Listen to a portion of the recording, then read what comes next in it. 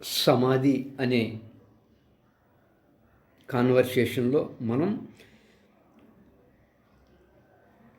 జాగ్రత్తావస్థలో ఉన్న విశ్వడు ఆనందాన్ని పొందే అవకాశం లేదు, స్వప్నావస్థలో ఉన్న తైజసుడు ఆనందాన్ని పొందే విధానము లేదు.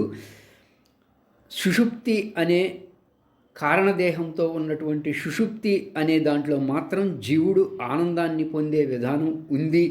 ఎందుకంటే అక్కడ వ్యవహారం ఏమీ లేదు కాబట్టి అని చెప్పుకొచ్చాం.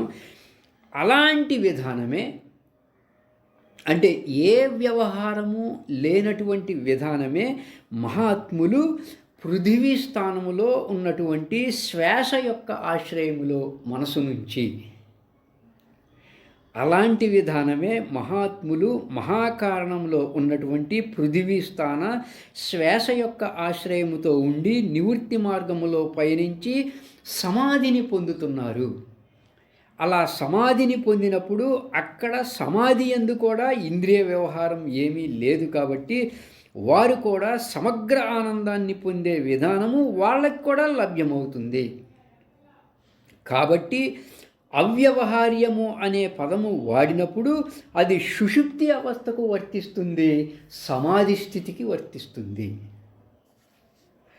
సమాధి అంటే పృథివీ స్థాన మహాకారణ శ్వాస యొక్క ఆశ్రయములో ఉండి వారు నివృత్తి మార్గములో ధ్యాన మార్గములో పయనించినప్పుడు వాళ్లకు కలిగేటువంటిది సమాధి. ఆ సమాధి యందు అక్కడ సమస్త ఇంద్రియ వ్యవహారం అంతా కూడా సమసిపోయి ఉంటుంది. అందుకే శ్రీకృష్ణ పరమాత్మ ఏమన్నారయ్యా అంటే, నిర్మలంతం విజానీయాత్ షడూర్మి రహితం శివం ప్రభాశూన్యం మనశ్శూన్యం బుద్ధిశూన్యం నిరామయం సర్వశూన్యం నిరాభాసం సమాధిస్తస్య లక్షణం అని సమాధి యొక్క లక్షణం చెప్పారు. అంటే పృథివీ స్థాన శ్వాస ఆశ్రయం అనేటువంటి మహాకారణముతో ఉంటేనేమో సమాధి అన్నారు.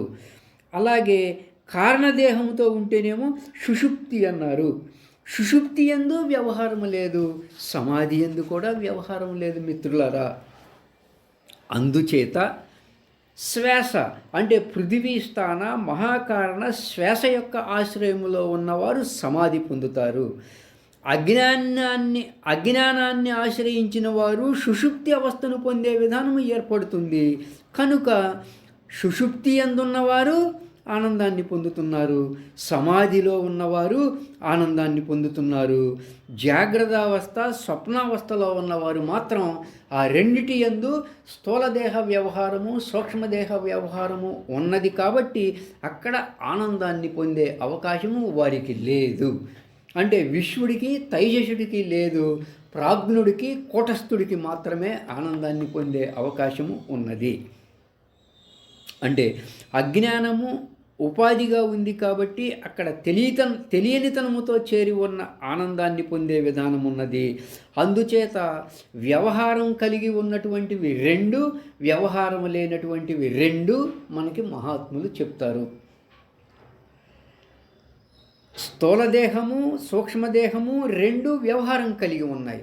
అంటే జాగ్రత్తావస్థలో ఉన్న విశ్వడు స్వప్నావస్థలో ఉన్న తైజసుడు వ్యవహారం కలిగి ఉన్నారు. కారణదేహంలో ఉన్న ప్రాజ్ఞుడు మహాకారణంలో ఉన్న కూటస్థుడు వ్యవహారం కలిగి లేరు.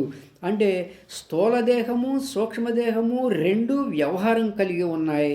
కారణదేహము మహాకారణము రెండు కూడా అవ్యవహారము కలిగి ఉన్నాయి. అంటే వ్యవహారం లేదక్కడ. కారణం ఏంటయ్యా అంటే పంచీకరణ అనేటువంటి విధానము కలిగి ఉన్నవి రెండు. ఒకటి స్థూలదేహము పంచీకరణ కలిగి ఉన్నది, రెండు సూక్ష్మదేహము పంచీకరణ కలిగి ఉన్నది. పంచీకరణ అనేటువంటి విధానము లేనటువంటివి రెండు. ఒకటి కారణదేహము, రెండు శ్వాస ఉన్నటువంటి మహాకారణము. కాబట్టి మై డియర్ ఫ్రెండ్స్, మిత్రులారా, చెప్పొచ్చేది ఏంటయ్యా అంటే ఈ సమాధి అనేటువంటి కాన్వర్సేషన్లో కారణదేహాన్ని ఆశ్రయిస్తేనేమో సుషుప్తి అంటాం, శ్వాస అనేటువంటి మహాకారణాన్ని ఆశ్రయిస్తేనేమో సమాధి అంటాం. అక్కడ ఏ వ్యవహారము అనేది ఉండదు, కేవలము స్థూల సూక్ష్మ దేహాలని అనుభవించేటువంటి విశ్వుని యొక్క తైజస్సుని యొక్క స్థానముల్లోనే ఈ రెండిటిని ఆశ్రయించినప్పుడే వ్యవహారము ఉన్నది.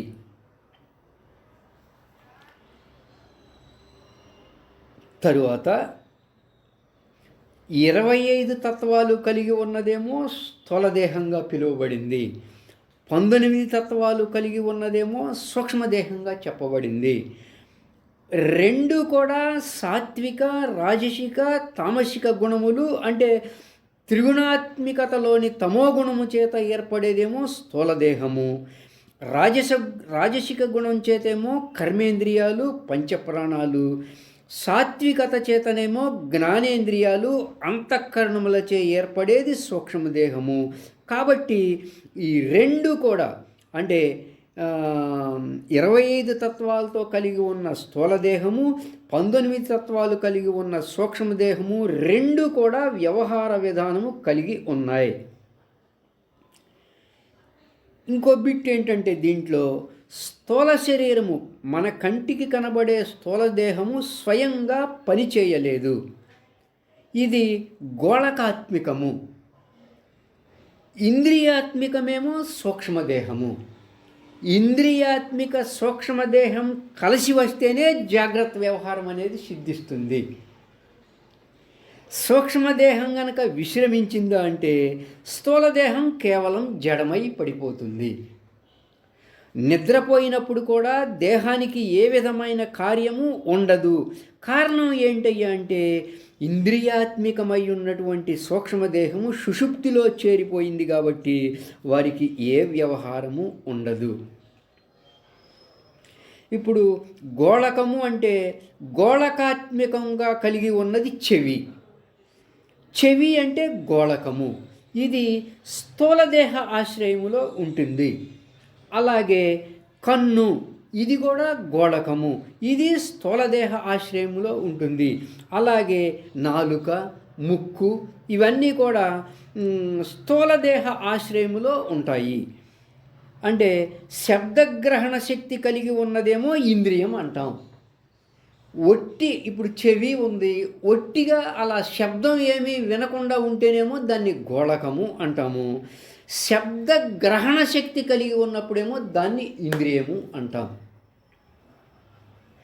అలాగే ఒట్టి కన్నుగా ఉన్నప్పుడేమో దాన్ని గోళకము అన్నారు. అంటే రూపాన్ని గ్రహించే శక్తి కలిగి ఉన్నప్పుడేమో దాన్ని ఇంద్రియము అంటాం. అంటే గోళకాలేమో స్థూలదేహ ఆశ్రయంలో ఉంటాయి, ఇంద్రియాలేమో సూక్ష్మదేహ ఆశ్రయంలో ఉంటాయి. అంటే ఒకవేళ చెవి అనేటువంటి గోళకము ఉన్నా కానీ గ్రహణ శక్తి అనేటువంటి ఇంద్రియం లేకపోయిందా అంటే మనం శబ్దాన్ని గ్రహించలేము. అలాగే నేత్రము అనేటువంటి గోళకము ఉన్నా కానీ అక్కడ రూపాన్ని గ్రహించే ఇంద్రియము లేకపోయిందా అంటే మనం రూపాన్ని గ్రహించలేము.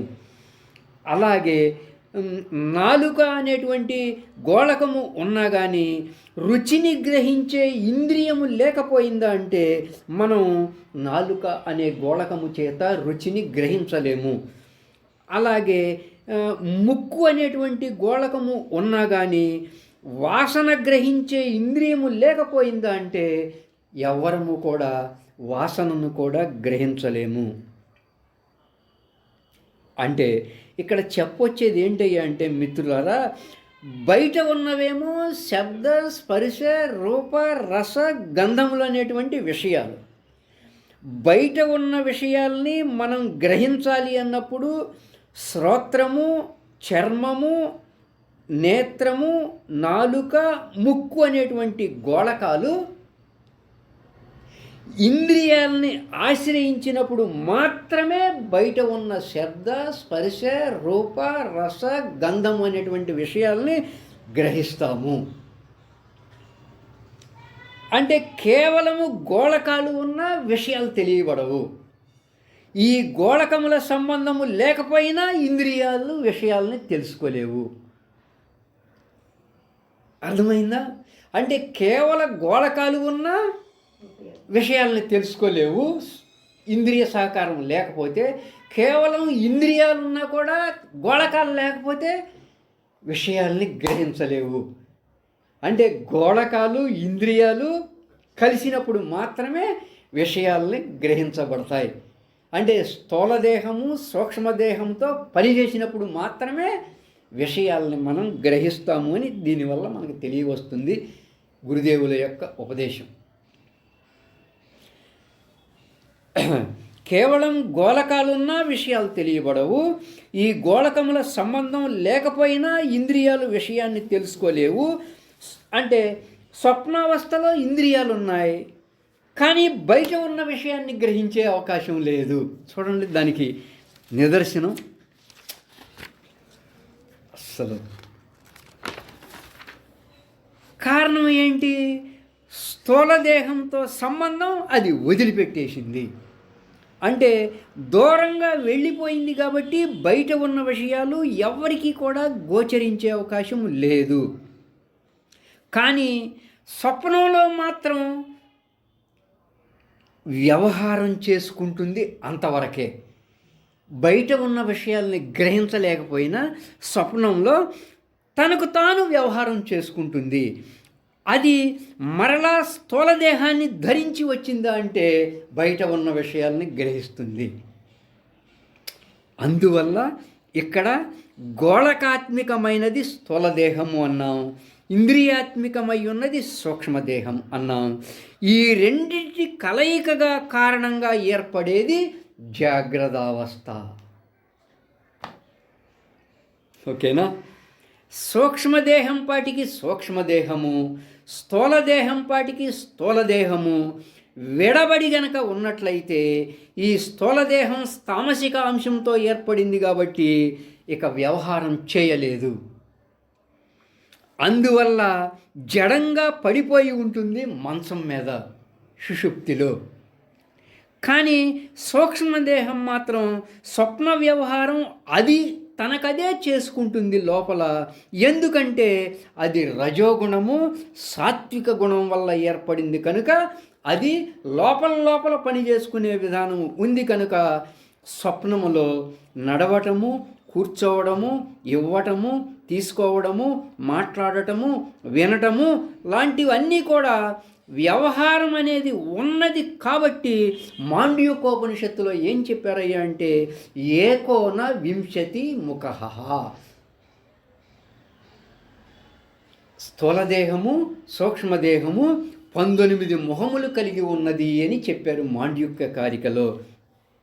కానీ మిత్రులారా, ఒక్క సుషుప్తి యందు మాత్రమే ఏకీభూతః అని చెప్పారు.